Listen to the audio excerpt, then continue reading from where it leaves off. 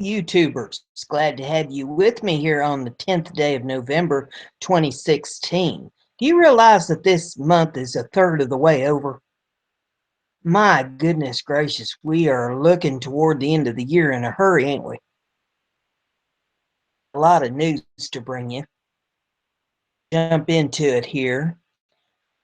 Living in a cave, you probably know a couple days ago, and we've got a new president going to come into office. Donald Trump has been elected the new president. Inaugurated in January. They've got some work ahead of them here to get things prepared for him to take office. The news today is full of all kinds of things about what transpired the last couple of days and what we got going for us in the future. On into it. The first one here's off of regated.com, and it says the presidential election was too important for Donald Trump to lose. He's been elected president of the United States. Regated is not shy about saying this is what we've been hoping for since he announced his candidacy. Of this race was set to define the path that our country takes for the next 30 to 40 years. This is a victory, while others see it as a literal end to the world. But regardless of whether you're happy about Trump presidency or not, it's certain the president and the federal government in general has much power. Obama proved this over and over actions. He thought exercising his executive power was necessary to push his agenda, or that the people gave Congress to pass. It was a gross abuse of power. Now, the same Democrats who accepted Obama's use of executive action will now have to wrestle with the fact that Donald Trump may do the exact same thing to undo every executive action Obama took. And just everywhere, we're outraged. Liberals are sure to rear their hypocritical heads and call Trump a totalitarian dictator for even considering the use of executive power. Democrats who accepted Obama's use of executive action will now have to wrestle. Let's see, what they do? They put that paragraph in there twice. We don't have to read that twice, do we? It says, so what can we do to prevent another Obama? At the moment, frankly, really want to limit the power of the federal government, they're going to have to get on board a conservative stance. Any and all federal policies that can be moved to state and local governments' control should be. Care, marriage, equality, along with countless others, are all topics that should be in control of the state, not the federal government. Federal policies that can be moved, well, let's see, they put that in there again too. There needs to be able to edit stuff. Uh, okay, let's try this. Ask. This is the way the Union was designed to work. The States of America was designed to be 50 independent states. Them their own countries for this example. Opportunity for citizens to move freely to whichever state deals. Basically, a version of the not so successful European Union. And it's not like the state's labor laws. Them to pick up and move to whichever state is attractive labor perspective. If a Utah resident thinks or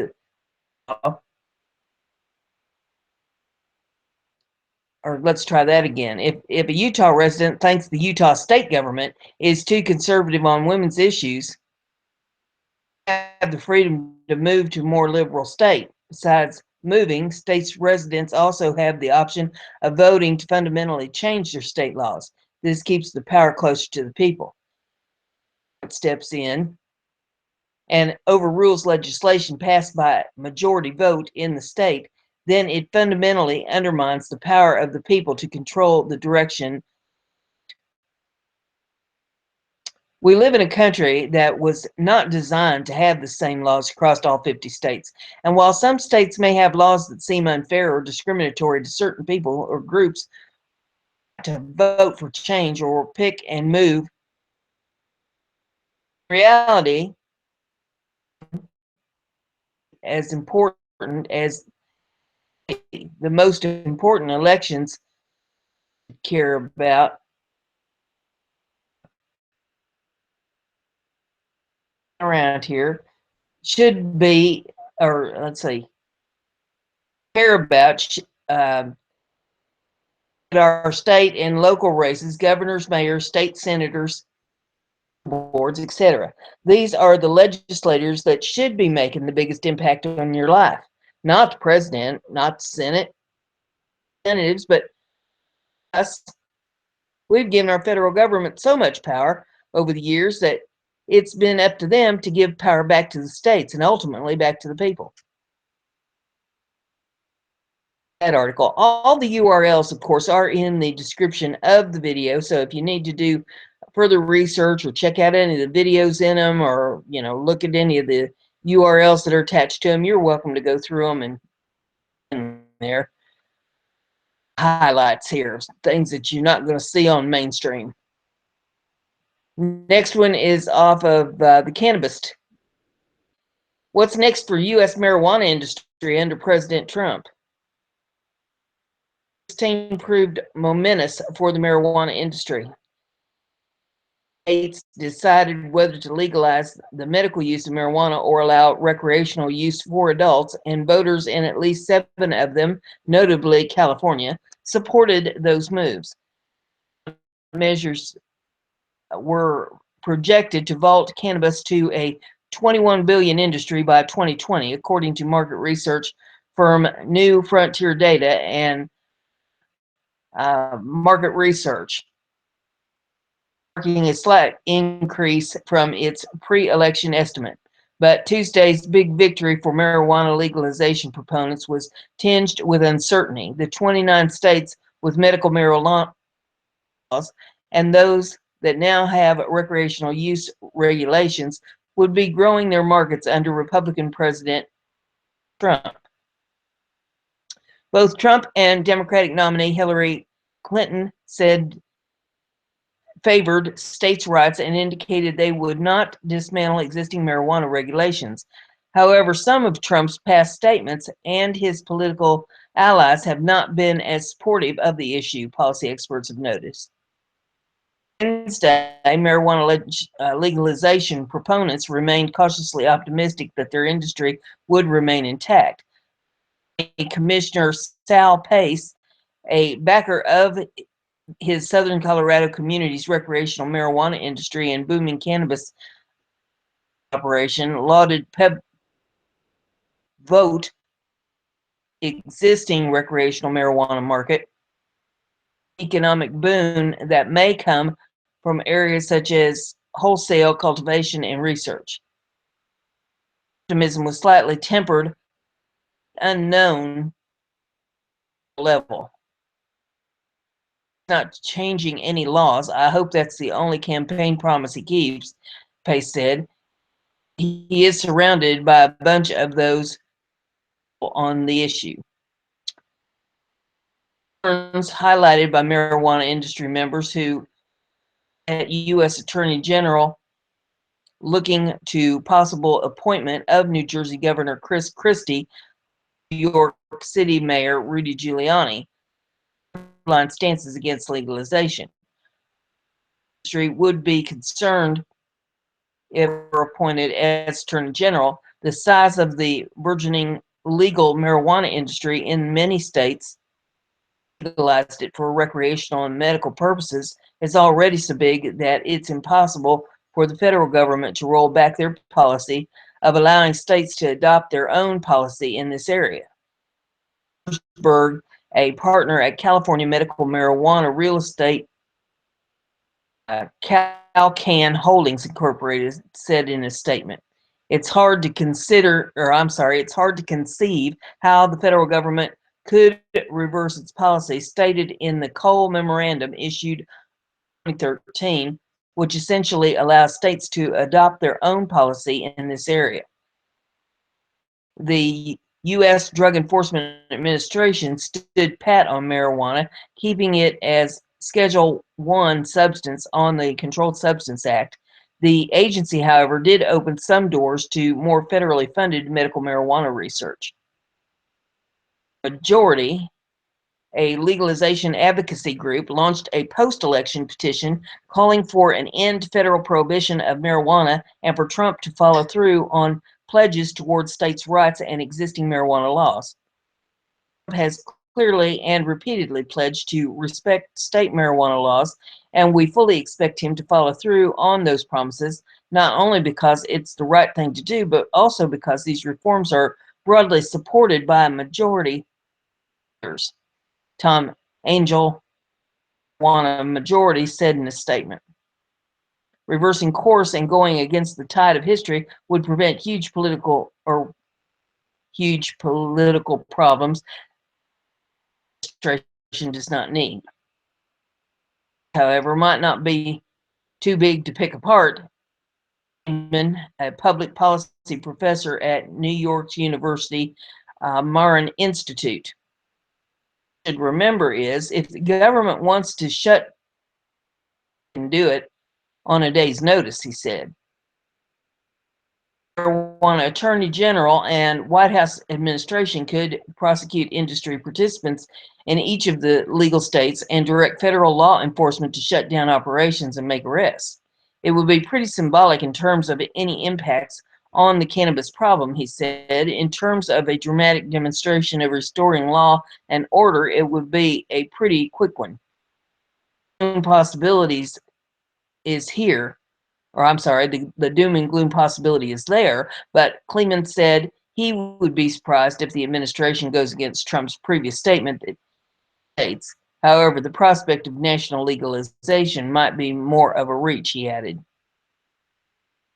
And then there is a map in this that shows cannabis laws in the states, which one has recreational and medical marijuana, and which ones have marijuana prohibition, and which ones 2016 ballot measure passed and 2016 ballot measures failed and 2016 ballot measures undecided on this map. So you can pull that up and take a look at it.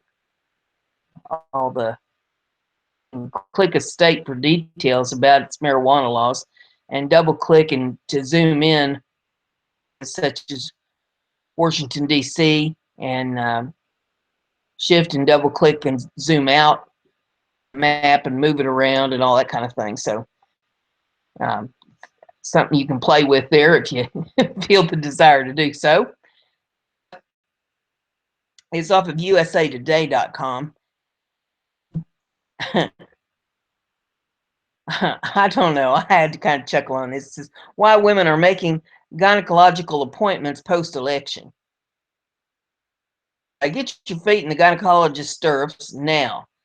That's the message women are sending each other online after Tuesday's presidential election. Here's why. Under Obamacare, women have access to 18 FDA-approved control at no out-of-pocket cost. Availability and cost of birth control will change after the new administration settles into the White House.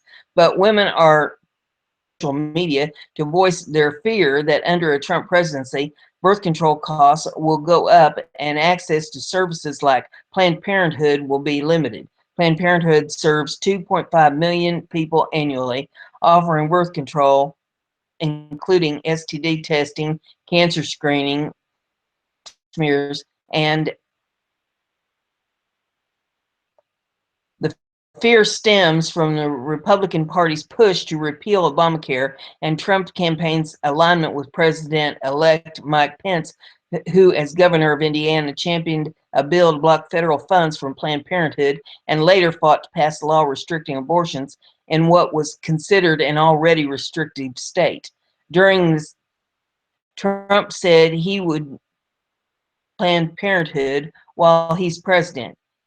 The abortions. In a letter to pro-life leaders, Trump wrote that he would take several steps to restrict abortions and funding to organizations that provide abortion services. He also wrote, committed to nominating to the Supreme Court. Um, CEO of the National Campaign to Prevent Teen and Unplanned Pregnancy, said there is widespread support nationwide for birth control. The organization shows 81% agree that those who oppose abortion should strongly support birth control, and of Republicans and 86% of Democrats. Majority of public across political parties, groups, and across religious identities support birth control access for women. There is a public will around this issue, and it's not a. But cost and coverage matter. Eckridge says more than 20 million women across the country have access to publicly funded contraception. Coverage matters, Eckridge says. It's no secret that we've seen unprecedented declines in teen pregnancy and birth rates and unplanned birth rates across all age groups is a big part of that. Come after January the 20th, Inauguration Day, women are encouraging each other to learn more about method in particular and intrauterine device, or an IUD. It's a plastic or copper that is placed in a woman's uterus to prevent pregnancy and can last between 3 and 12 years. Women are noticing a 4-year presidential term. Once an IUD is implanted, there is no additional cost or maintenance except for removal or complications. Consultation and device and insertion can cost up to $1,000 without insurance under the Affordable Health Care Act.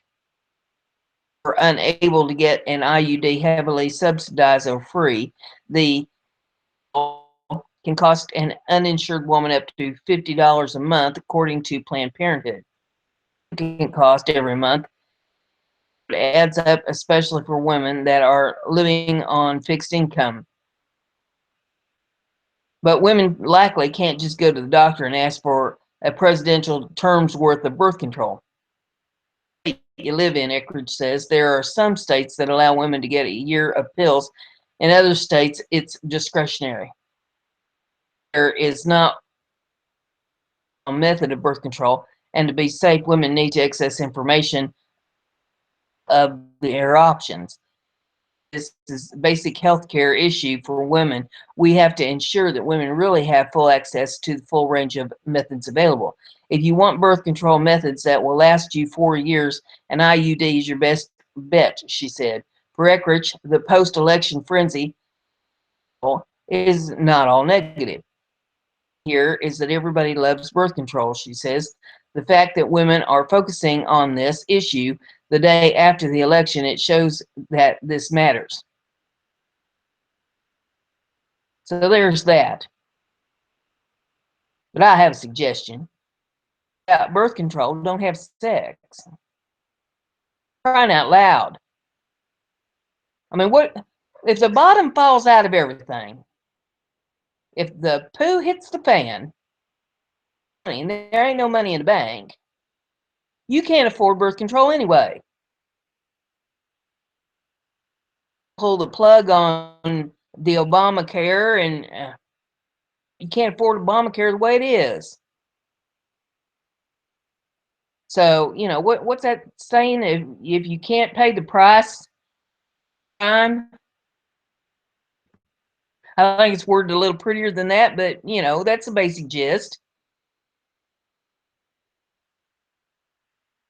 Common sense. Next one we have here is off of the Washington Post, and it says Obamacare's future in critical condition after Trump's victory. It says no laws has served as a larger GOP whipping post than the Affordable Health Care Act. Sweep Tuesday of political Washington has imperiled the ACA's expansive reach, putting at risk the insurance that more than 20 million Americans have gained. During the final week of his campaign, President-elect Donald Trump vowed to repeal the 2010 health care law so swiftly that he might summon Congress to accomplish the task. We will do it, and we will do it very, very quickly. It's a catastrophe, he said. On Wednesday, House Speaker Paul D. Ryan of Wisconsin and other congressional Republicans voiced fresh determination to complete the deed. After dozens of fruitless repeal votes in the House and major recession attempt this year that President Obama blocked, Ryan noted that now we have President Trump is asking us to do this. According to lawmakers and health policy analysts, the GOP majorities in both chambers are likely to employ Congress's reconciliation process to reverse critical aspects of this involve federal spending, such as subsidies helping millions of class Americans afford health plans. But analysts said less clear to dismantling other parts of the law, such as its insurance marketplaces, or to instituting a set of conservative healthcare approaches. Most ardent supporters have begun a counteroffensive to stroke opposition to reversing ways in which the law has upgraded coverage for some consumers.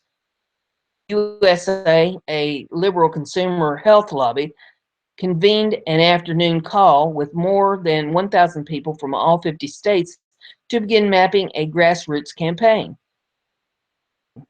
Because Republicans appear to be saying healthcare is going to be the first item on the list, ACA being banner for that, said Ron Polick, Families USA executive director for 3 decades. This will be the most intense fight I remember. Estimate the extraordinary backlash that occurs when people have something that they really value and it's taken away. Act, enacted in the spring of 2010 with virtually no GOP support, is a 2,000-page statute that has ushered in the broadest changes to the healthcare system in half a century. The ACA, as we know it, would seem to be toast, said Larry Levitt, a senior vice president at the Family Foundation. I don't think there's been a reversal of any public benefit that has, Levitt said. The only other significant reversal by Congress of a major health care policy, the expansion of Medicare to include catastrophic coverage. It took place in 1989 before the benefit. The challenge for Republicans, Levitt added, comes in now trying to consensus about how to unwind it and what to replace it with. Senator Majority Leader Mitch McConnell of Kentucky, one of ACA's loudest critics, declined Wednesday to spell out details of the procedures Republicans would push the law. But in a media briefing to celebrate Senate preserving its majority, he said, "What demonstrated in January that it could use the Senate's reconciliation process requiring just 50 votes and send a repeal to the White House. Although GOP lawmakers Obama would veto that legislation. It was a strategic move," said Terry Troy, an ACA critic who is a former deputy health secretary and the chief executive of the American Health Policy Institute. Congress intentionally set it up so they could demonstrate a legislative pathway. There would have been a 2-year transition for any feature of the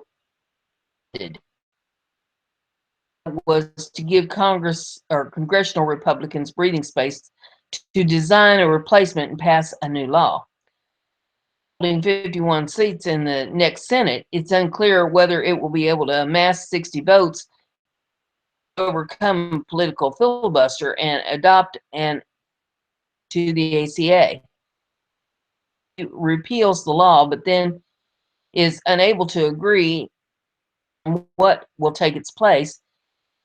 Mirror scenario, said John Donahoe, a professor at the Harvard School of Public Health who worked intensively on the ACA's creation as an aid to the late Senator Edward M. Kennedy, Democrat of Massachusetts. Still, the reconciliation process effects as if it reversed both of the insurance subsidies and places and set of taxes other parts of the law. If Congress undid a Medicare payroll tax, McDowell said, it would implement one of the largest tax cuts on high-income families ever.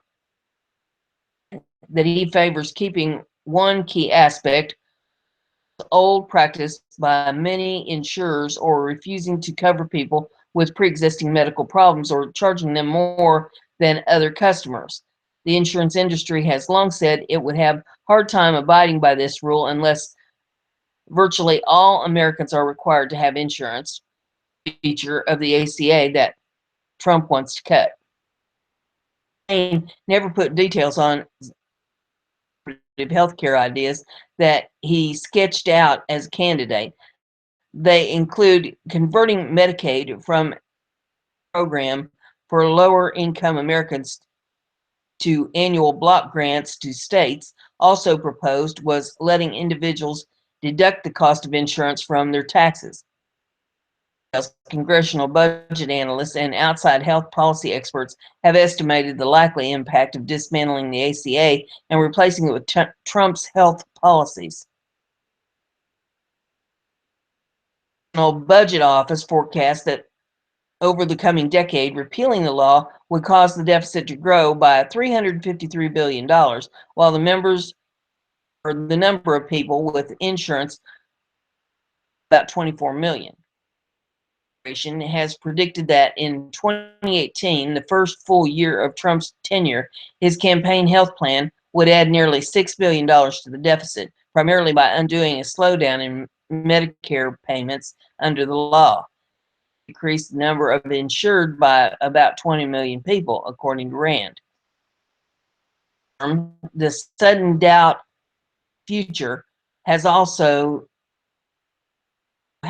the potential to confuse and perhaps thwart the fourth open enrollment season for ACA health plans through healthcare.gov and similar state-run insurance marketplaces. The 3-month began November 1st amid surging and diminished coverage options in many parts of the country. His first briefing after the election, White House Press Secretary Josh Earnest said there was no steps the president or his aides planned to take to shore up policies with which his successor disagrees. The administration is going to continue to make strong case that people should go to healthcare.gov, consider the options that are available to them, and sign up for healthcare, Ernest said. You have that article. The next one that I have for you is off of CNN.com, and it says, America, meet your new First Lady. And this one says, a foreign-born former supermodel who married an eccentric billionaire is about to become the United States' next First Lady. Melania Trump, just the second foreign-born First Lady in U.S. history, will assume the very public role after having spent much of her husband's presidential campaign avoiding the campaign trail, saying she preferred to remain home in New York, couple's only son, who is 10 years old. She will succeed First Lady Michelle Obama, who has taken on a very public and active role in advocating for health and wellness issues. Heard only a handful of speeches as her husband bounded from one unlikely phase of his campaign to the next, but she did lay out a broad terms of what her priorities would be as First Lady in the final weeks of the campaign. And to accomplish at least one of those, she may have to begin in the West Wing. Said in a speech last week outlining the priorities she would bring the East Wing, that in addition to helping children and women, she said bullying will be one of the main focuses of her work as First Lady. While Donald Trump has repeatedly mocked on Twitter over their looks and intelligence, Melania Trump that meanness on the internet, saying our culture has gotten too mean and too rough. Others are mocked over their looks or intelligence. It's never a 12-year-old girl or boy is mocked, bullied, or attacked. It is terrible when it happens on the playground, and it's absolutely unacceptable when it's done by someone with on the internet. We have to find a better way to talk to each other, Melania Trump said in her speech in Pennsylvania last week. We must find better ways to honor and support the basic goodness of our children in social media. But while her agenda as First Lady may be tinged with irony, Melania Trump has been balancing force for her husband, chiding him in private when his temper flared and he lashed out on Twitter or his political opponents and urging him to be more presidential in their private conversations. Also served as symbolic counterweight to her husband's on immigration. Slovenian-born former model has said she agrees with her husband's immigration proposals. Donald Trump and his supporters have frequently touted Melania Trump's status as an immigrant to push back on attacks that Trump is anti-immigrant. Melania Trump has said naturalized U.S. citizen in 2006 has been the greatest privilege in the world. She will become the second foreign-born First Lady 192 years after England-born Louisa Adams became First Lady. But her immigration history has risked becoming a liability during the campaign amid reports that she may have worked as a model in the United States before obtaining the proper paperwork to work legally in the U.S. She and her attorney have insisted she followed all appropriate laws. Last week, Melania Trump delivered only one major speech in the campaign at the Republican National Convention before her husband accepted the presidential nomination. The speech was ultimately tarnished by controversy after it came to light that parts of the speech were lifted from Michelle Obama's speech to the 2008 Democratic National Convention. There's that information about our new First Lady. The next one is off of the Los Angeles Times, and it says, Trump's victory ensures a conservative majority on the majority on the Supreme Court. Donald Trump's presidency or presidential victory preserves. I did not too much of this reading. Hang on here a minute, because it looks like something's going to try to play, and we want to get that shut down. If that's, and I thought I had most everything shut off, but you know how they like to pop this stuff up on us and hit with some kind of a copyright infringement or something. There we go. That's shut down now. All right, now, Donald Trump's presidential victory preserves the Supreme Court's narrow conservative majority by clearing the way for a new president to choose a jurist next year to fill the seat of the late Justice Anton Scalia. And with Republicans maintaining control of the Senate, Trump will have a free hand in selecting someone with strong conservative credentials, confident his nominee will be confirmed. Dashes the hopes of liberals who lost their best opportunity in more than 40 years to create a majority on the high court. Provides validation of sorts for the obstruction strategy of Senate Majority Leader Mitch McConnell, Republican of Kentucky, and other Republicans who refused for nearly 9 months to consider President Obama's nominee to fill Scalia's seat. Garland, Chief Judge of the U.S. Court of Appeals for the District of Columbia. Supreme Court ideological balance proved to be a critical factor for many Republican voters. In exit polls, about 1 in 5 voters said Supreme Court appointments were the most important factor in their decision, and those voters favored Trump by 57% to 40% margin, according to ABC News. Ideological balance should remain largely as it's been for the past decade, with Justice Anthony M. Kennedy holding the deciding vote in the court's biggest cases. Kennedy generally leans to the right on issues such as campaign spending, criminal law and death penalty, religion, business regulation, and gun rights. But he has joined the court's 4 liberals, gay rights, and protect blacks from housing discrimination. Trump's nominee to replace Scalia is not an immediate shift on abortion. In June, Kennedy joined with liberals to strike down a Texas law that would have forced the closing of most of the state's abortion clinics, signaling the Roe versus Wade decision and the right to abortion, at least for now.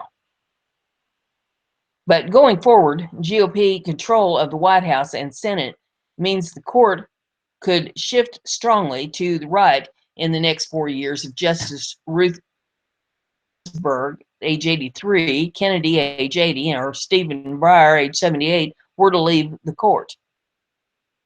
The Scalia seat, filling the Scalia seat is probably a wash.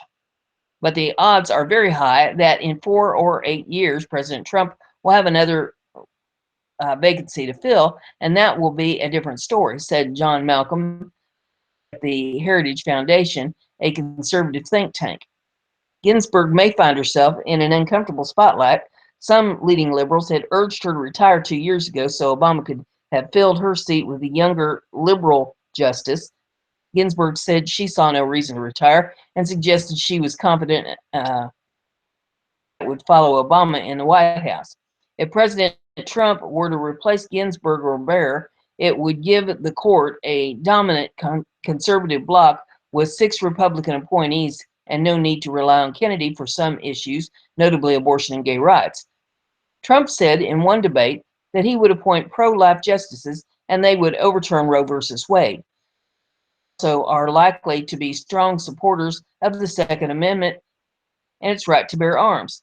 If so, the court could stand a roadblock against city or state gun regulations, including measures that make it hard for gun owners to obtain concealed carry permits. A new appointee, the court could deal a blow to public sector labor unions. Conservative justices were prepared to rule in a case involving California teachers concerning whether it is constitutional to require such employees to pay mandatory fees to support their unions. Expectedly, before the opinion could be issued, leaving the court split 4-4. Now, conservative activists back to the court. And Trump's victory likely guarantees the end of Obama's initiatives on immigration and climate change. Conservative judges and an evenly divided high court had put those measures on hold. We'll soon have a conservative majority to kill those initiatives, assuming they are not repealed first by the Trump administration. Liberals are worried about what lies ahead. There are real concerns about whether a Supreme Court with 2 or 3 Trump-nominated justices protections for important fundamental rights and liberties, especially the right of women to meaningful abortion, said Elizabeth Wydra, president of the Constitutional Accountability Center. We could see court more willing to look out for corporate interests at the expense of consumers and workers, or to break with the guarantees of equality for LGBTQ Americans. Campaigns, Trump issued 2 lists of his potential Supreme Court nominees, including judges from state Supreme Courts and U.S. appeals courts across the nation. Florida Supreme Court Justice Charles Kennedy, who is Congressman, sponsored the federal ban on Michigan Supreme Court Justice Joan Larson, a former Scalia law clerk, 11th Circuit Court Judge William Pryor from Alabama, 7th Circuit Judge Diane Skies from Wisconsin, and Senator Mike Lee from Utah. Notably absent from the list were prominent conservative judges in Washington. Videos in this if you want to take a look at that one and more on that. The next one that I have for you is off the NewYorkTimes.com, and it says, Republicans in Congress plan swift action on agenda with Donald Trump.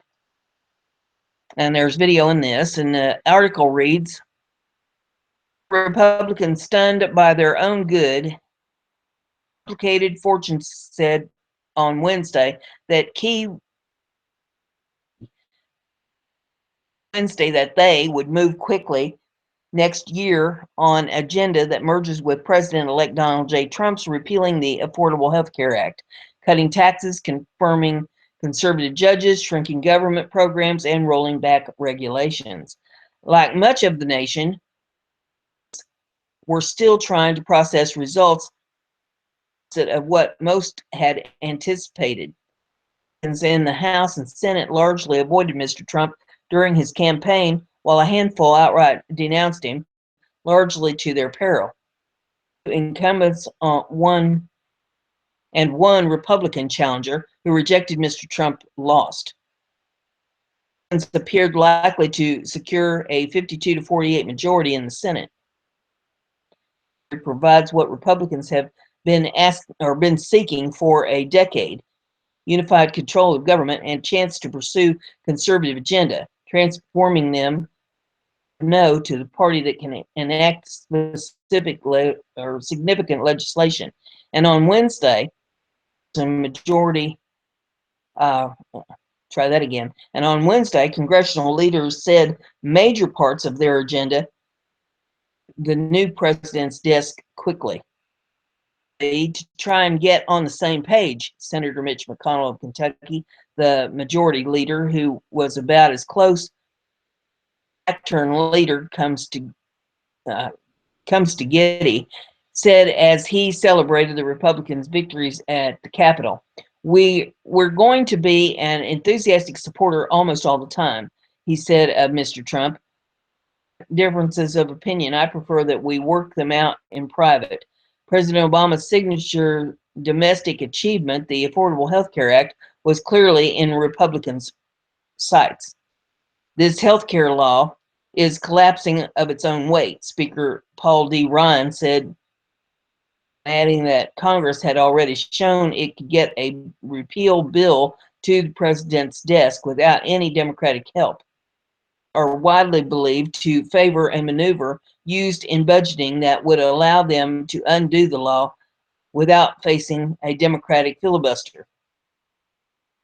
Demurred Wednesday on the process, but said repealing the law, which has provided health care coverage for 20 million people, is pretty high on our agenda, adding, I would be shocked if we didn't move forward and keep our commitment to the American people. Coverage with the new president include the confirmation of conservative Supreme Court justice to fill a vacancy from the death of Anton Scalia earlier this year. The reduction of climate and other regulations on business and Wall Street, and the diminution of the role of federal government in an array of policy areas like education. But other priorities are far from shared. His campaign deriding many of the cornerstone principles of his party: free trade, security, and the United States posture toward Russia. It's just our constitutional duty to keep the executive branch in check, Senator-elect Todd Young, Republican of Indiana, said on Wednesday. Also agrees with Republicans on sharp tax cuts for businesses and most American households, especially the wealthiest. The nonpartisan estimated that Mr. Trump's plan would cut federal revenue by $6.2 trillion over the next decade. Mr.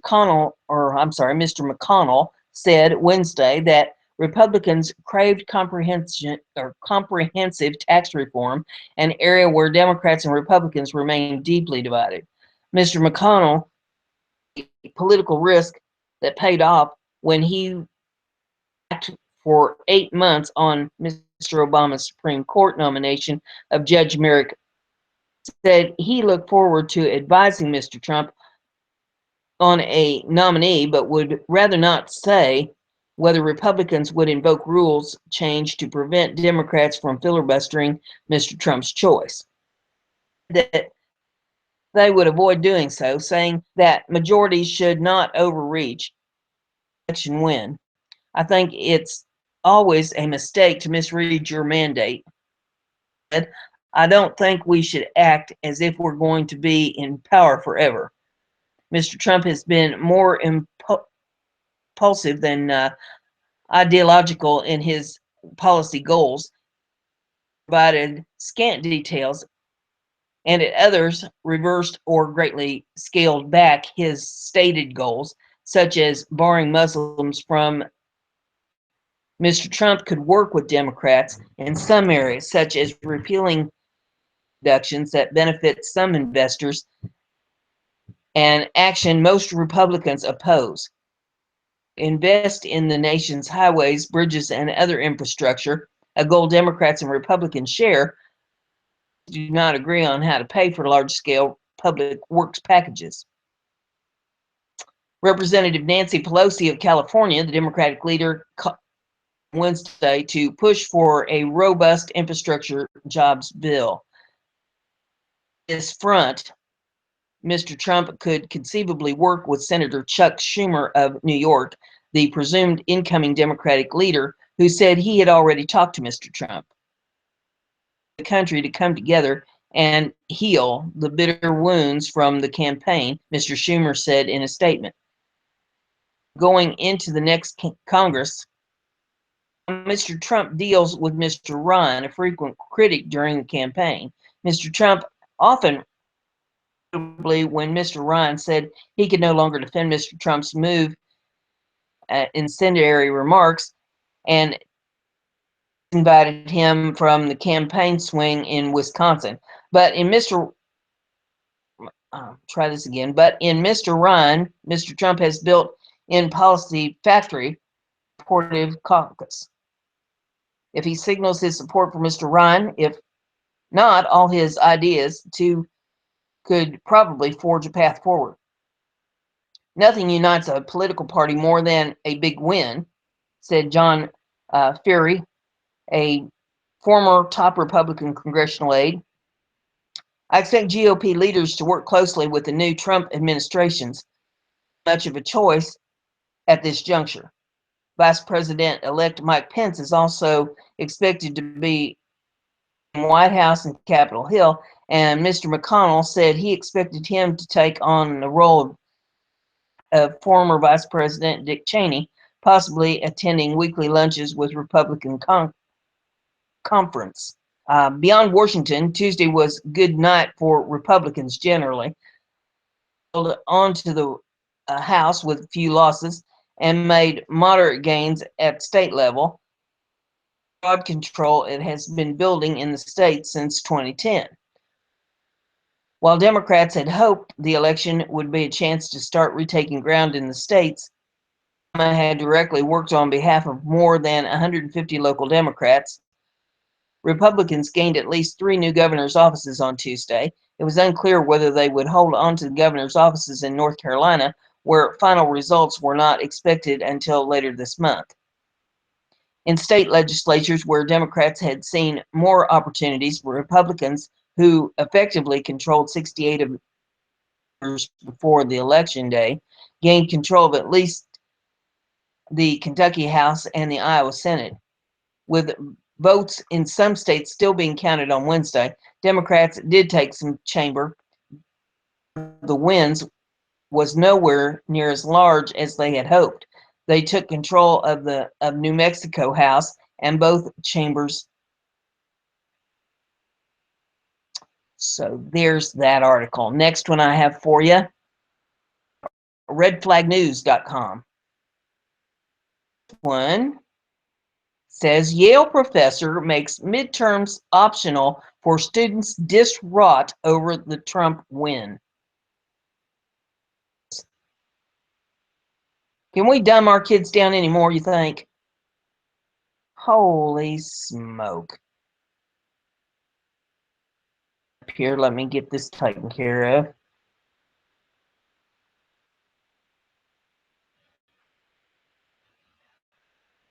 Well, okay. Well, I'll tell you what, this is breaking news, so why don't we just go ahead with this? And then I'll come back to that one. Red Flag News, and it says, what the hell just happened in Russia? Power station explosion in naval base region. Helicopters landing on Moscow streets. Dead man found at Russian consulate in New York. Okay, that's a lot of news. Um, Serious appeared to be happening in Russia as well. Well, okay, now it's going to try to play here on me, and we're not having that. So let's get that off the this. Okay. Um, all right. Something serious appears to be happening in Russia as well as at the Russian consulate in New York. Speculation abounds as multiple events taking place in the last few hours indicate that a coincidental set of circumstances has happened on has been initiated against Putin's government. Here's what we know right now.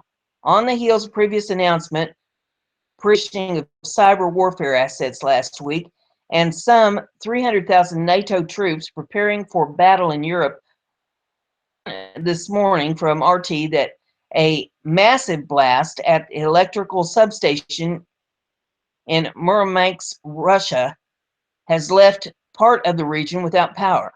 What makes this outage particularly interesting is that Murmansk is the main administrative base for the entire northern Russian fleet. Port of Murmansk of 300,000 has been partly left without electricity following an emergency at an at an energy facility. Eyewitnesses capture a bright flash after which the lights went out. Have been eyewitness reports blast at one of the city's electrical substations, according to news agency. There is an apparent no electricity in the government headquarters in the city center. Flash Nord reported sightings. Correspondent in the area. Lights have been left off in both central areas, according to several posts. An incident happened at one of the facilities, Calagro Regional Energy Company. Its press service told RT without specifying what actually happened. The cause of the incident are now being investigated by Mission, the company said, adding that specialists are now working on damage control and recovery. And there is video in this if you would like to take a look at that. The article goes on and says, while no information has been made available about the cause of the blast, there is speculation that subsequent outage may have been the result of virus or Trojan similar to Stuxnet hardware virus that Iranian nuclear reactor centrifuges. A similar cyber warfare tool could be used to take down electric power stations, much like the cyber attack water treatment facility in Illinois several years ago. In and of itself, that event would normally be dismissed as just a power outage, except just a few hours ago, numerous helicopters landed on city streets. I can't pronounce these words, but we're going to try it. And Skov, suburb of Moscow. Witnesses are reporting a huge police presence in the area. And that wouldn't necessarily be all that suspicious event, but since it's election day and Obama administration has threatened Russia with significant response should they be found to be meddling in U.S. elections, the fact that a dead man with a head trauma was found at the Russian consulate in New York City this morning gives us a hat trick of every odd event occurring at exactly the time when U.S. elections are taking place. This begs the simple question, what the hell's going on with Russia right now? We have that. Let me URL because I'm going to want to put it in the description of the video before I. All right, we've got that. We will go back here and I was going to read you. before the breaking news popped up here on the screen. I'll hamster a minute to run around the wheel and get it up on the screen. It's only got 3 legs and 1 brain cell. Function at all. All right. He's not. Let's give him a second here.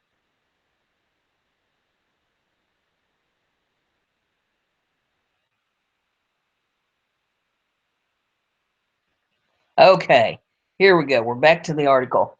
Yale professor makes midterms optional for students distraught over the Trump win. Saying, Lord have mercy, you know, stupid do we want these kids to be?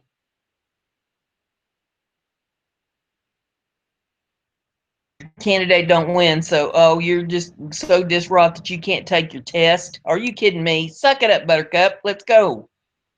All right, this is how it reads.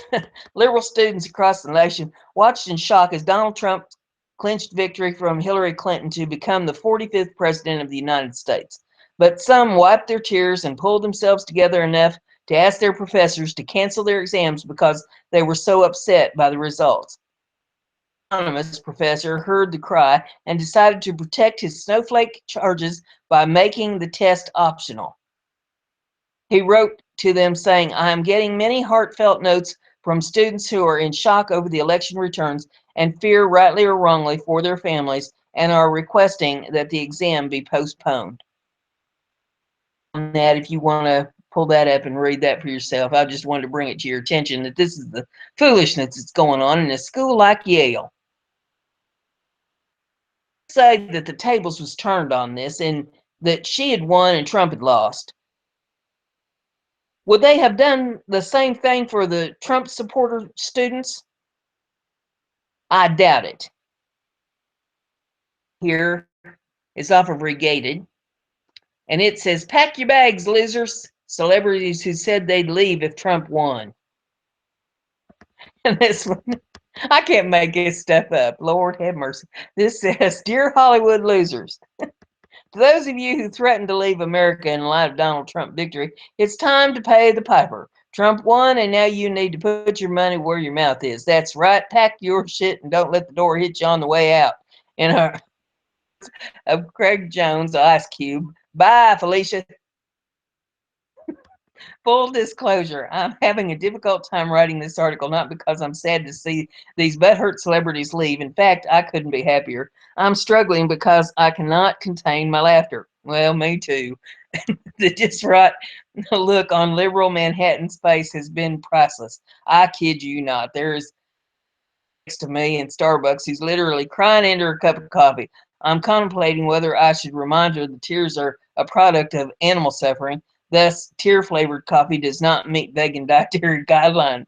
Before anyone calls me out for joke theft, and my last comment was a riff off Mike Kaplan's vegan jokes. Take note, Amy Schumer. That's what we call giving credit where credit is due. By the way, Amy, I'm looking forward to your joke stealing ass to leave America with the rest of these hacks. In light of Trump's historic victory, here's a list of Hollywood who threatened to leave America if Trump won. Amy Schumer, Rosie O'Donnell, Cher, Eddie Griffin, Samuel L. Jackson, Jon Stewart, Lena Dunham, Barbara Streisand, Omari Hardwick, Whoopi Goldberg, Al Sharpton, Raven Simone, Jennifer Lawrence, Miley Cyrus, George Lopez, Chelsea Handler, Jenny Slate, Nev Campbell, Mamet, Chloe Sabini, um, Moss, Spike Lee, Catherine Hahn, Lily Delp, Royal Union, Matt Damon, Ruth Bader Ginsburg, will.i.am, Bryan Cranston, Keegan Michael Key, and Neo. If these losers really want to leave America because they didn't get their way, I say good riddance. Frankly, you're all a bunch of spoiled crybabies, and nothing of value will be of loss. Good luck with whichever country you decide to reside in, but America will be better off without idiots like you making baseless threats. Now, let's make Hollywood great again for once. And, oh my goodness. Then Amy Schumer has there's a post. I don't know what site it's off of. It doesn't appear to be a tweet. But anyway, it says Amy Schumer.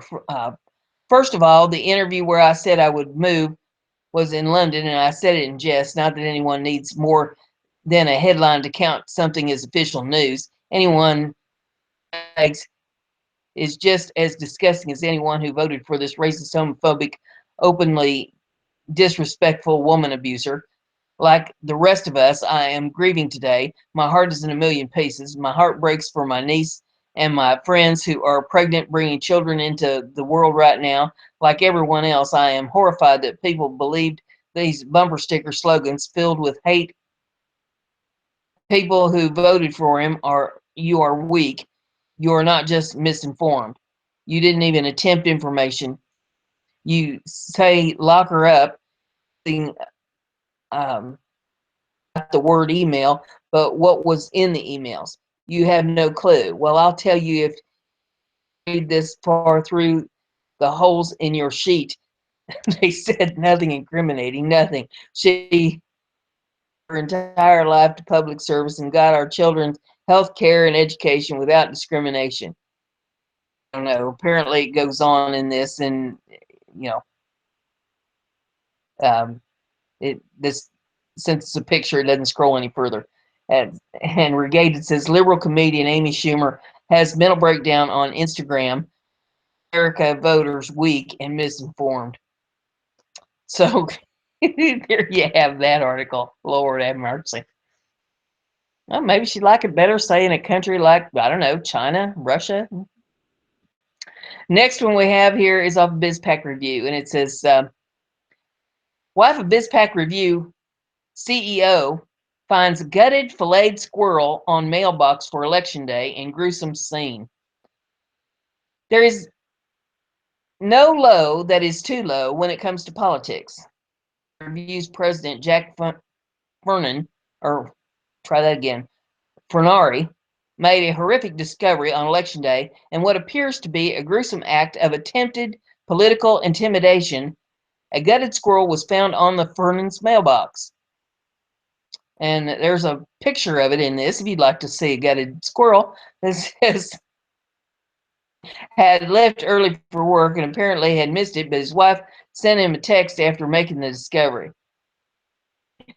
There's a picture of the text here. It says, that's not an accident. Take a few more. He says, I'm vomiting trying to move it. And he says, then leave it. Call the association. Ask them to help. And she says, I did it. Now I have to sanitize the mailbox. I'm scared to look inside. Okay, here it goes. Pour bleach on it. I must have driven right past it and not seen it this morning. And she says, nothing inside. And he says, okay. Says, could it be a random incident of flying roadkill? Hardly. Before becoming the CEO and co-founder of BizPack Review, Bernardi was a powerful Republican political operative in Florida for many years. The fact found draped on his mailbox the morning of the election day hardly seems like a coincidence. Mrs. Bernardi, was shaken by the incident. What kind of sick, twisted mind does something like this? Perhaps it shouldn't come as a surprise. Trump supporters have ended countless acts of brutality at the hands of Clinton goons, from paid violent protesters at Trump rallies to voters in intimidation at the ballot box. It seems no one from the attack. No doubt freedom-loving Americans seek truth, and corrupt-free government that serves these people are willing to face the consequences, come what may. It's had to come to this in Obama's America 4 more years. I have for you is off of bizpackreview.com, and it says, After Tuesday's vote, California set to let public schools teach primarily in Spanish. Kidding me. Wow. California isn't even close to a swing state in the 2016 presidential election, but that doesn't mean it's at stake for voters in the nation's largest state. After Tuesday's vote, hundreds of thousands of California school children may start attending classes primarily in Espanol, thanks to a voter referendum that would repeal the requirements that schools teach primarily in English. California's Proposal 58 would repeal Proposition 227, a measure that easily passed nearly 2 decades ago in 1998. 227 required all public schools in the state to teach overwhelmingly in English. English proficiency students transitioning to fully English classes as quickly as possible. Proposition 227 overthrew the previous norm of bilingual education. The intent of bilingual education is to keep non-English speakers from falling behind academically by primarily teaching in their native language and only gradually transitioning them over into English instruction. Such education was widespread in California prior to 1998, thanks to the state's large Hispanic immigration population. Its stated intent short of reality. In numerous schools, students made very little progress in learning English and reached middle school or high school while still lacking fluency. Dozens of students at 9th Street School in Los Angeles were yanked from class by their parents in protest over their near total failure to acquire English despite years of lessons. That their students be placed in more classes in order to speed their assimilation into the English-speaking mainstream. Proposition 227 warned that it would destroy the academic viability of English learning students, but if anything, the opposite ended up being the case. In the town of Oceanside, administrators embraced English immersion. Students' performance on state reading tests surged dramatically in just a few years.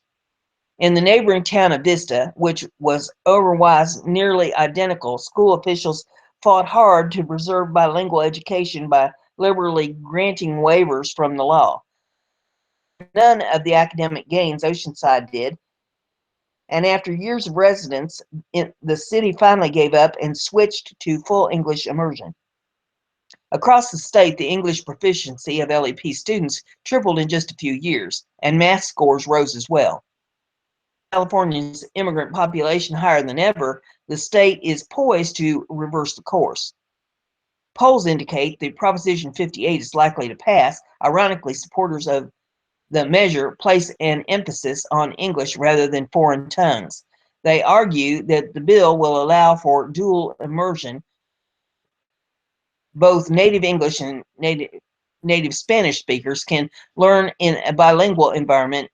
In the long run, they argue this will increase multilingualism and provide the state with a competitive advantage. Supporters also claim bilingual education will improve students' English acquisition. Favorable ads emphasize that Proposition 58 will ensure that all students learn English. The thrust of the proposition is clear. Students from non-English homes will find it far easier to have their children be primarily taught in their native tongue while spending far less time learning English. So there you have that. I can't make this stuff up. BizPack review. Not my president. Fires smashed windows, shut down streets in California after the Trump win.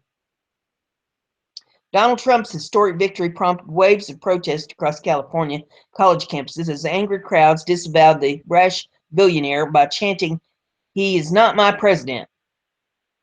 Hundreds of students took to the streets Wednesday morning in Los Angeles, Oakland, San Diego, Santa Barbara shortly after Trump delivered his victory speech in New York. This, if you want to take a look at those, says that UCLA vandals set trash can on fire while other small fires forced the shutdown of Bay Area Rapid Transit Station in Oakland. On other campuses, protesters smashed windows and shut down streets as if that's a constructive way to express political dissent. In Barbara, hundreds of students marched near campuses with some shouting, "Not my president, not my president." At the La Jolla of UC San Diego, some 500 students protested Trump's win, shouting expletives while marching in streets, the LA Times reported. And there's video in that. And it says, but not all of California was upset by a Trump win. A group of 30 people gathered at Trump Hollywood Walk of Fame Star, where they posted 4 photos and celebrated a Trump presidency together. It's president, they yelled, shouting down nearby protesters. Some of the Trump supporters wore "Make America Great Again" hats and chanted USA to drown out protesters, and held a large banner that read, "Stands with Trump."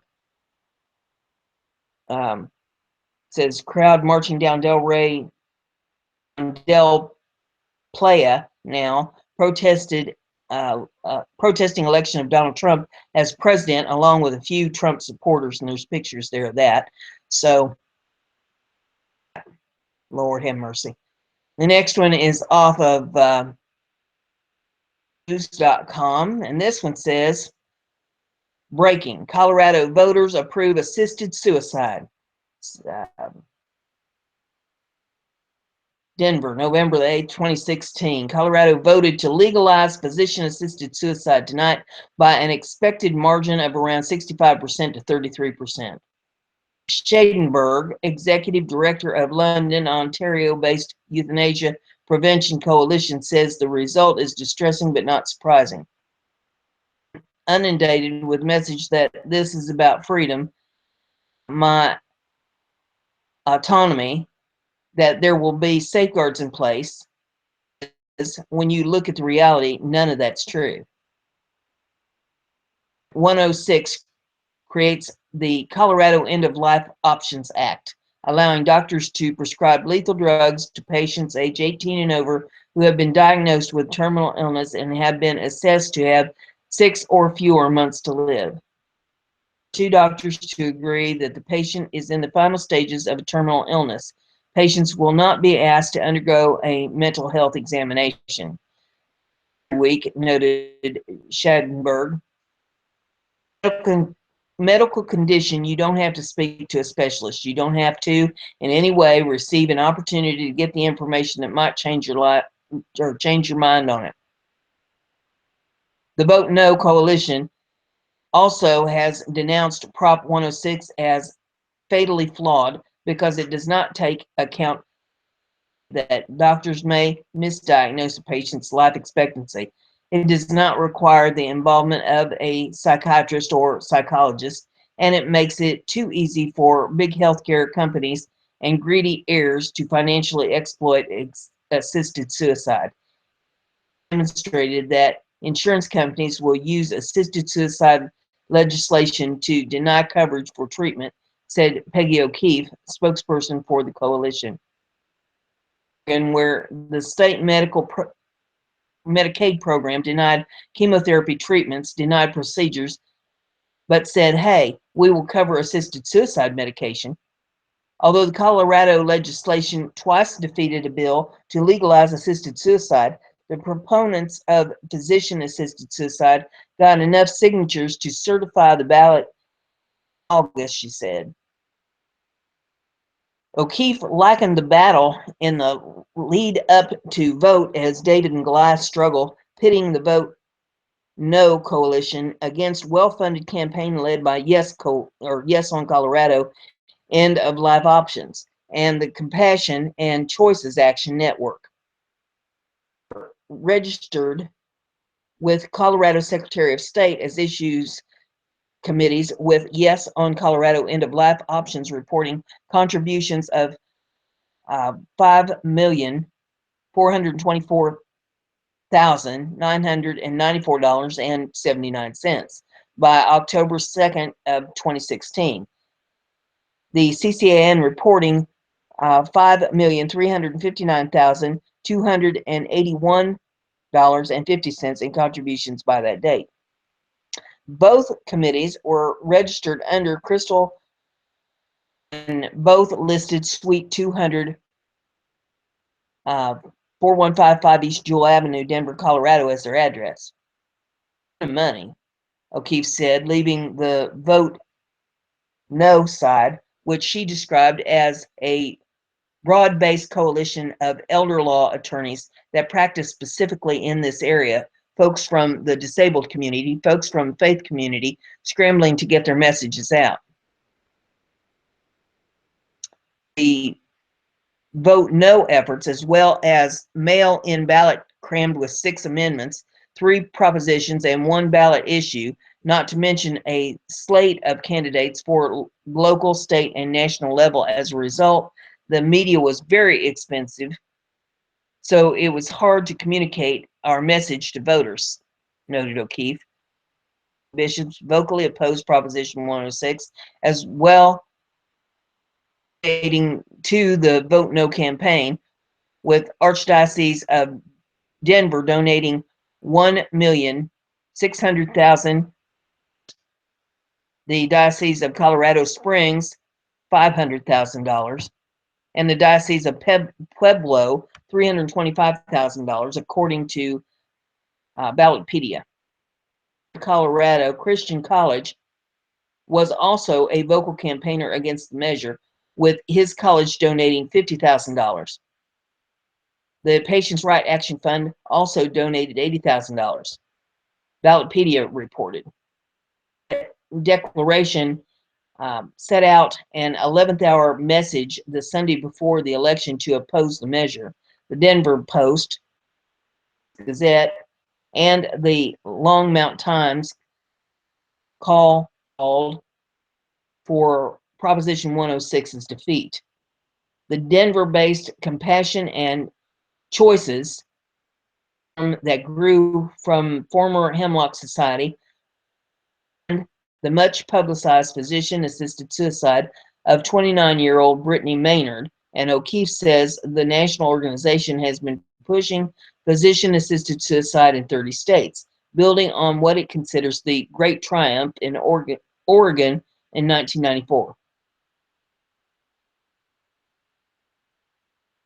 Difficulty here is that the Compassion and Choices was able to pack away $1 million in Brittany Maynard's campaign, echoed EPC's Scadenberg. They've been put, try that again, they've been to put huge money into Colorado, similar to Washington state referendum in 2008, where the assisted suicide was able to outspend our side. Choices has been funded in the past by billionaires, George Soros, according to 2013 Washington Examiner article by Ann Hendershot. Compassion and Choices was listed as one of the top 75 grantees of the Soros American Foundation, and receiving about $1 million. Who in 2011 admitted that his mother joined the Hemlock Society, is alleged to have bankrolled Colorado Yes to End of Life option and CCAN issue committees. Indeed, John Andrews, a former Republican Colorado senator, director of Centennial Institute, a conservative Christian think tank affiliated with Colorado Christian College, filed a complaint in September 28th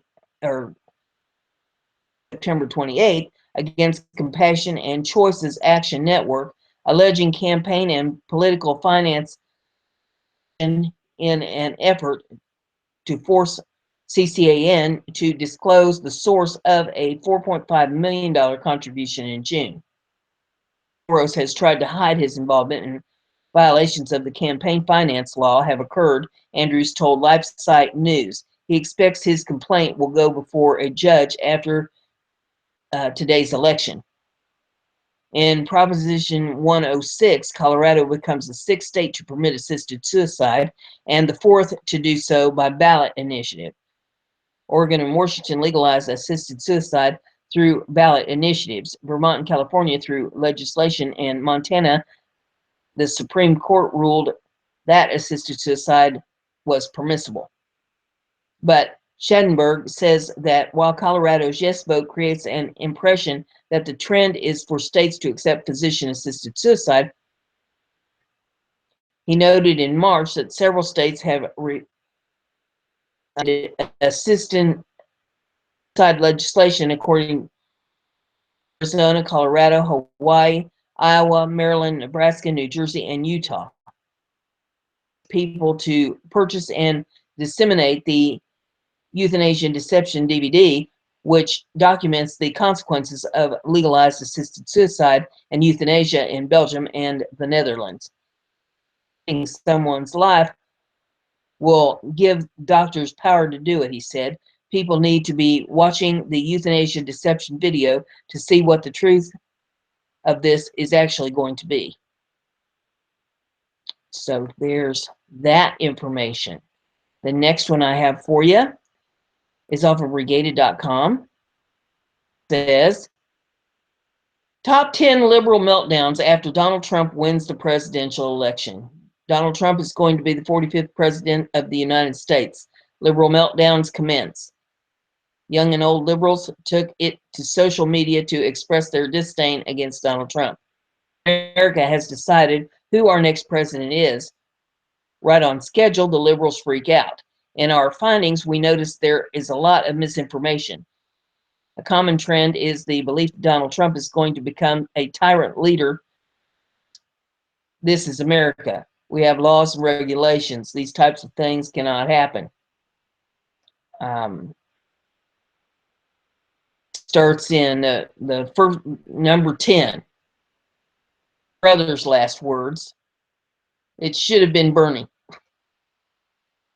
Number 9. Actually take the week off to reflect on America not favoring your opinions. And this one says, to all Muslims, immigrants, women, disabled, LGBTQ, and people of color, I am sorry. I am so sorry. Take the week to process. Stay safe and we will take this country back. Support networks are, and reach out. If you don't, we will make a change. Number 8, give me attention, I'm scared. And this one reads, I'm terrified. I'm genuinely terrified for myself, for my LGBTQIA plus friends, for my family and friends that are women, for my friends and family that identify as minorities and Black. I'm genuinely terrified. This election will not be a win for us. It comes out of this. And the next one's is number 7. Mommy, I'm scared. And this one says, I'm coming home, Mom. Number 6. Trump is literally a Nazi, right, guys? And this one reads, I remember growing up and seeing Nazis and Hitler painted as these cartoon versions of evil and thinking, how did that ever happen? Who would ever let that happen? No way that evil and hatred can just happen. The next one is number 5, and it says, thanks a lot, third-party voters. You didn't vote for my candidate. This one reads, this is effed up. And then the next one says, third-party voters effed it up. Y'all happy now? Number 4 says, Florida, didn't you know it was her turn? And this one says, hey, Florida, what the hell?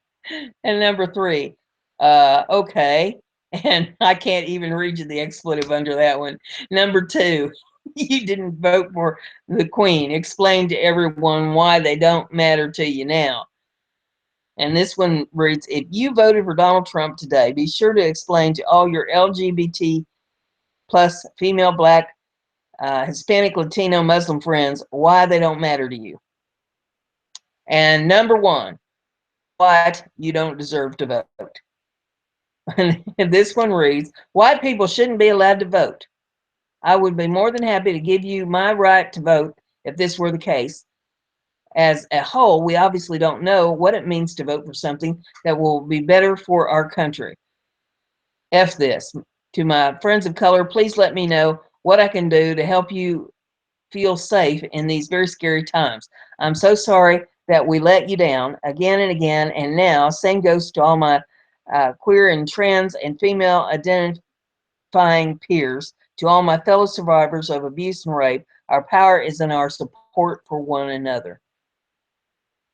Goodness. I can't make this stuff up. Next one, bizpackreview.com.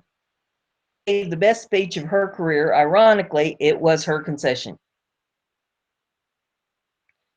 Or try this again. After a long night, former presidential candidate Hillary Clinton took the stage in New York on Wednesday to deliver her concession speech to her supporters and to offer support to President-elect Donald Trump.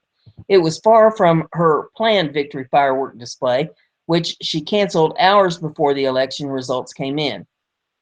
It will be for a long time, the former Secretary of State said as tears welled up in her eyes. Clinton apologized to her supporters for not wrestling from President-elect Trump. I'm sorry that we did not win this election for the values we share and the vision we hold for our country, she told the disappointed crowd. She offered her support to be. Donald Trump is going to be our president. We owe him an open mind and the chance to lead, Clinton said. I hope he will be successful president for all America. It was the best speeches of her career, and there is a video of that in this if you would like to take a look at that. Yet. The next one is off of naturalnews.com, and this one says, Love Wins. And it says, to all natural news fans, readers, and patriots, last night we struck a devastating blow against the establishment, acting in self-defense to protect our nation, our liberties, and our Constitution. Today I declare love wins because of America that inspired us to collectively achieve this great victory.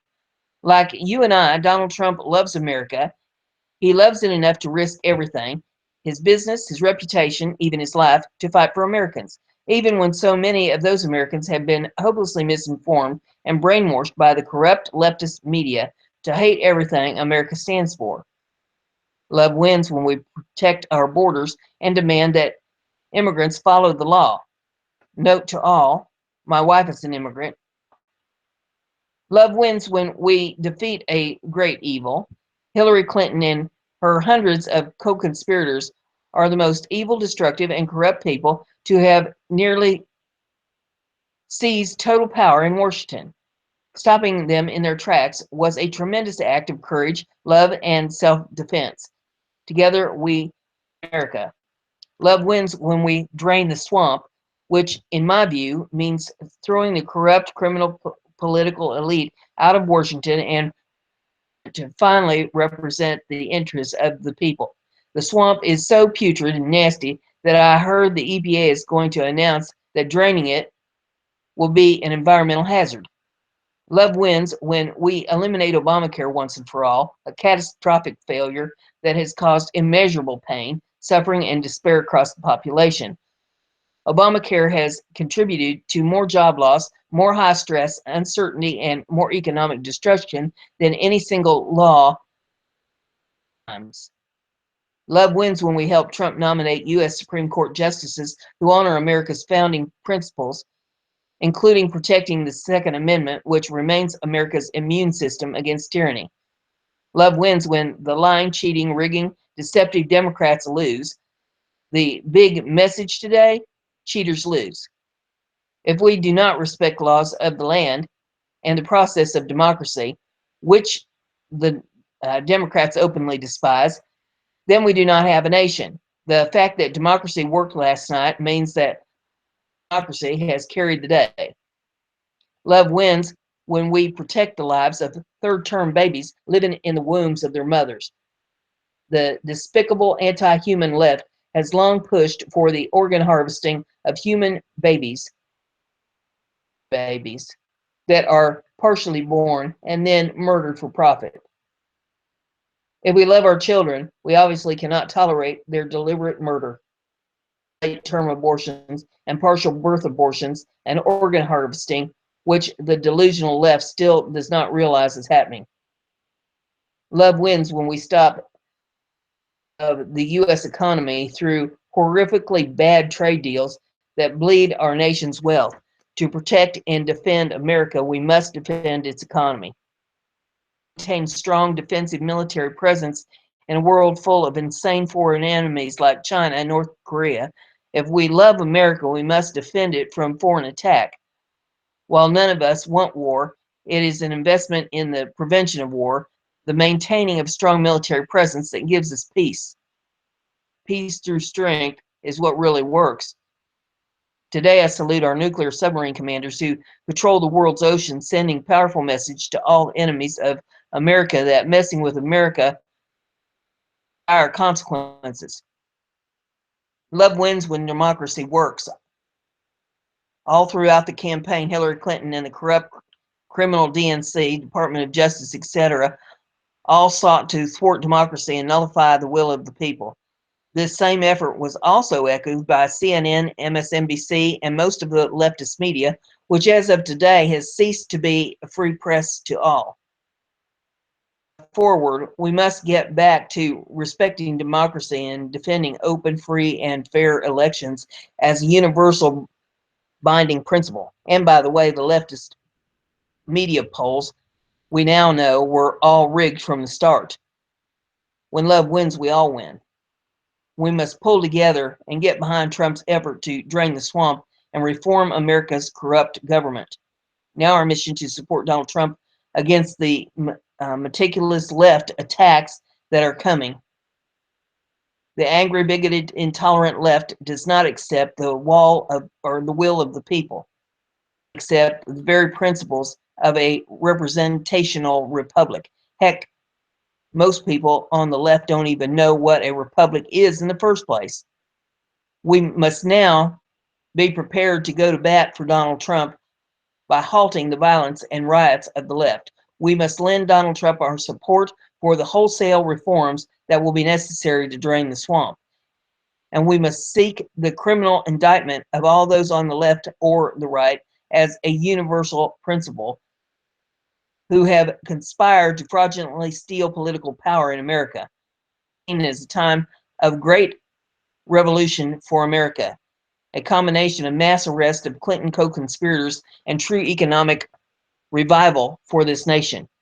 For the first time in my adult life, I now feel an overpowering sense of love for this nation, and I hope to contribute to America's safety and success in whatever way I can. To have that one. I thought that was a very well written article. Next one we have here, this is from, well, I've got actually two of these. These are for my space buffs. I know there's some of you out there that love space, so I thought I'd come up with some stuff for you. Cosmic Buzzsaw, Saturn rings shine in spectacular photo. So if you want to see that, it is a really cool photo. I'm going to pull that up and take a look at that one. The intricate structure of Saturn's iconic rings is revealed in amazing detail in a stunning new photo by NASA's Cassini spacecraft.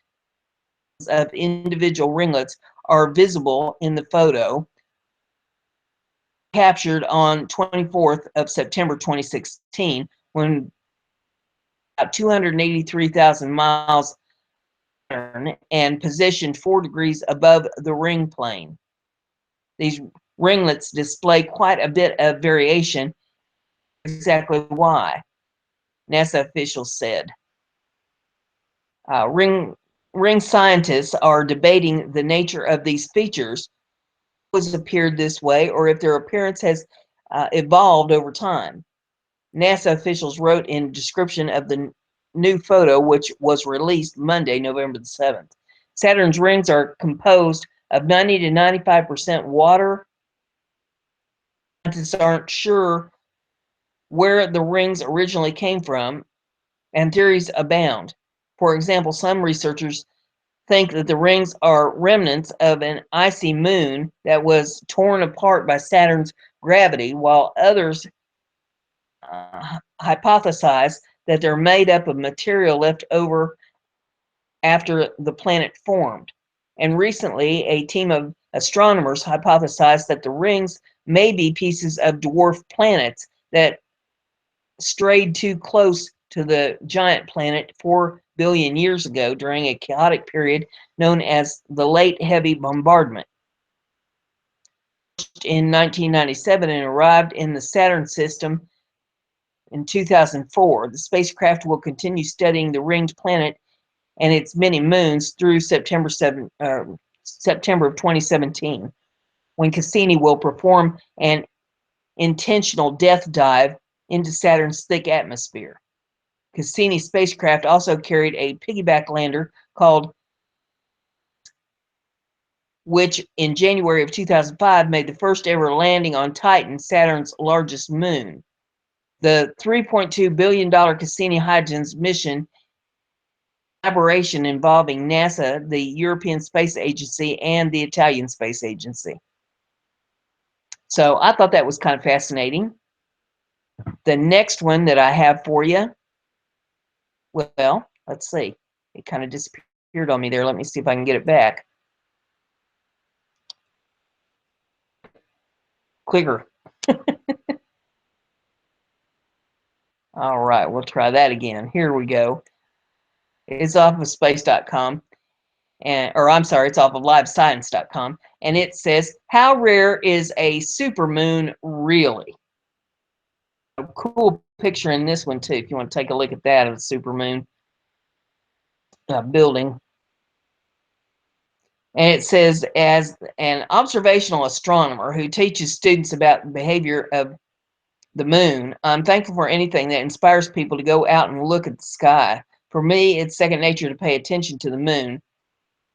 Warren, I would take him out with me, and one of his very first words was moon, about what's being billed as the upcoming supermoon.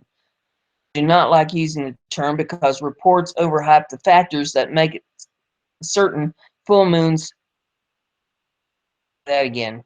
Many astronomers do not like using the term because reports overhype the factors that make certain full moons unusual. You're likely to read as probably misled you about what you can expect to see on November the 14th and just how rare this event is. Worth looking up for, definitely. That's a bit overblown. The moon's cyclical phases. One is familiar with the moon's changing appearance as it goes through its phases from crescent illuminated first quarter to gibbous, and then back through gibbous to half illuminated third quarter to crescent to new. Occurs because the moon orbits the Earth. Between Earth and the sun, new moon, and you don't see it that day. When the moon is on the opposite side of the Earth from the sun, we get a full moon, and as the sun's light illuminates almost its entire face. The complete sequence of phases takes about the same amount of time as it does for the moon to orbit Earth once, just about a month. As the moon makes its monthly trip around our planet, elliptical, not circular path. Every object in the solar system orbits like this, including the Earth around the sun. Over the course of the year, the Earth is sometimes closer to the sun and sometimes more distant. Sometimes it's closer to us and sometimes farther away. The changes are proportionally not large as the closer it gets to Earth.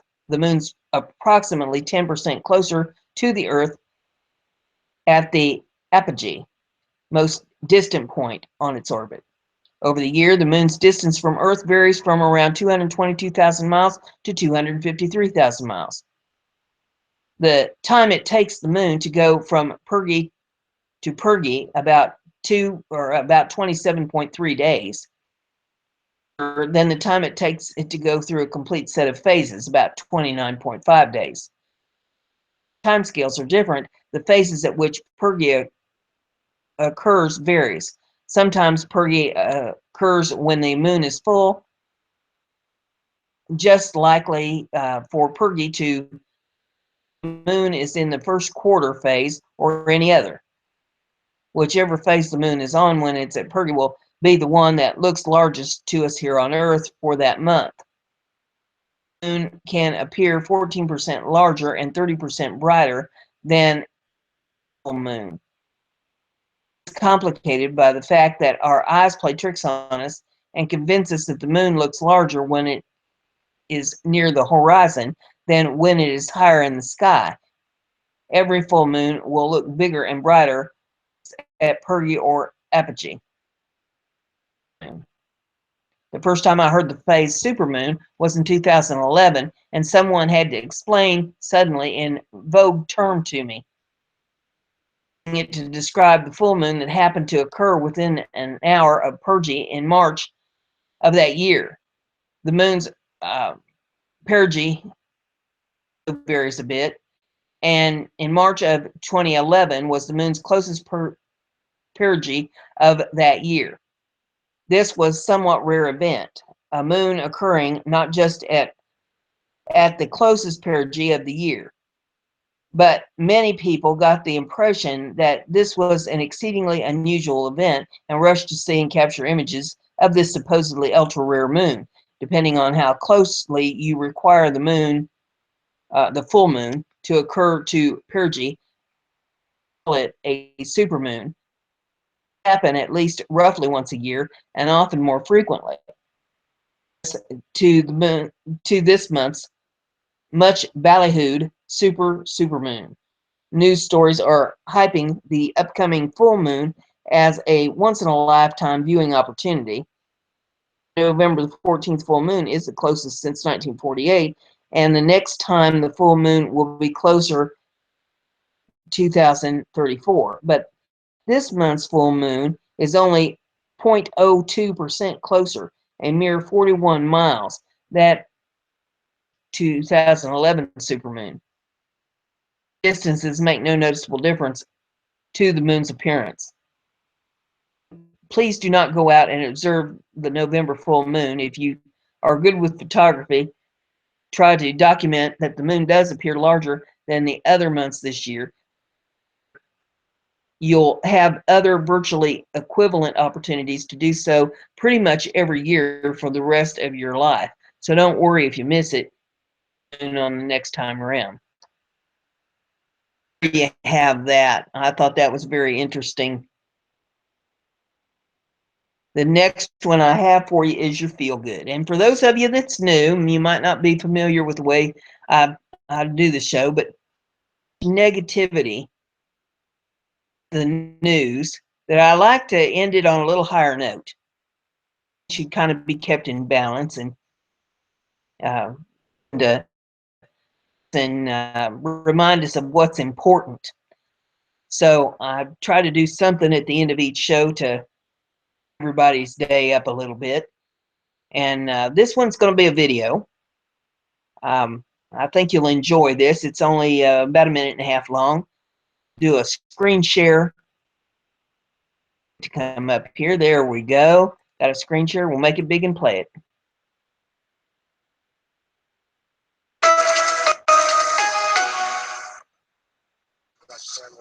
Mark Hill doesn't like interviews. I'd rather be doing anything else. I'd rather be changing the oil in your car. But he loves this new fire district building more than he hates the spotlight. And not because he and his family paid for it, with some of the almost $200 million they cleared winning the lottery in November of 2012. I'm just proud to be part of it. See, I don't think about my wife and I actually think that way. I'm proud that this is my town, maybe I should say that. There's an ambulance service right here. I mean, how many towns of 500 people have an ambulance service that's manned 24/7? Very few. Mark was also part of the decisions to make this facility first-rate in every way, energy efficient and expandable for when the department becomes paid or needs change. For this building will be on July 16th, 11 o'clock. That's a Saturday. Both the fire department and the Hills want the entire community to turn out. And hear about what we're very, very blessed. Take it lightly that we've been given this beautiful structure to maintain on behalf of the community. A facility designed to serve for many decades to come. I love it. I love being part of it. In Camden Point, Peggy Bright, KMBC 9 News. Have that one. I thought that was a beautiful story. I mean, the man won some money in the lottery and decided to share it with his community and do something good for the town. A good facility there for their fire trucks and their ambulances, and make sure that everybody could get help 24 hours a day if they needed it. You know, and I think too many people don't pay attention to what's important. Here to this earth to see how much trouble we can cause for somebody or anybody. See how much drama that we can bring up, and see how much trouble that we can create for our friends, our neighbors, our acquaintances, people that we disagree with, just like, you know, with this election. There's people out there tearing up towns, setting fires, and carrying on like the world has come to an end. Mercy sakes alive. Why can't people concentrate on what's important? What's important? Maybe they don't understand that your family is important, your home is important, your life is important, doing for others is important, creating something beautiful is important. We're sent here to be creators. You can create good, you can create bad, but why create bad when you can create good? I always encourage everybody to see if you can do something nice for somebody today. Just do one nice thing for somebody today. Whether it's your neighbor, go over and check on them, see if they need anything, maybe take them a bite to eat, or offer to wash their windows or clean their gutters or rake their leaves, or see if they need a little help with something. I mean, a lot of people are elderly and they need a little help. Maybe there's a light bulb. They can't climb ladders or stuff anymore. They want to fall and break a hip or lose their balance on a ladder and end up cracking their head on something. You know, see if they need a little bit of help with something. Store and you see somebody that needs a little help getting their groceries in their vehicle, help them out a little bit. Do something nice for somebody. Pay it forward, you know. Buy somebody a cup of coffee at the fast food place or the convenience store or something. Just do something nice for somebody. It'll make you feel good. In order to be able to do something nice for somebody. And for goodness sake, stop picking on people. I see too much of this picky foolishness going on. Be good to people. Tell them a joke, you know. Be friendly with folks. It's not going to hurt you. You're not going to catch fire and burn up, spontaneous combustion. I don't know what folks is thinking. I encourage you today that if you possibly can, if it's a beautiful day where you're at, go out, kick your shoes off, stick your feet down in the grass, take a breath of fresh air, and be glad you woke up above ground. We'll see you tomorrow. Bye.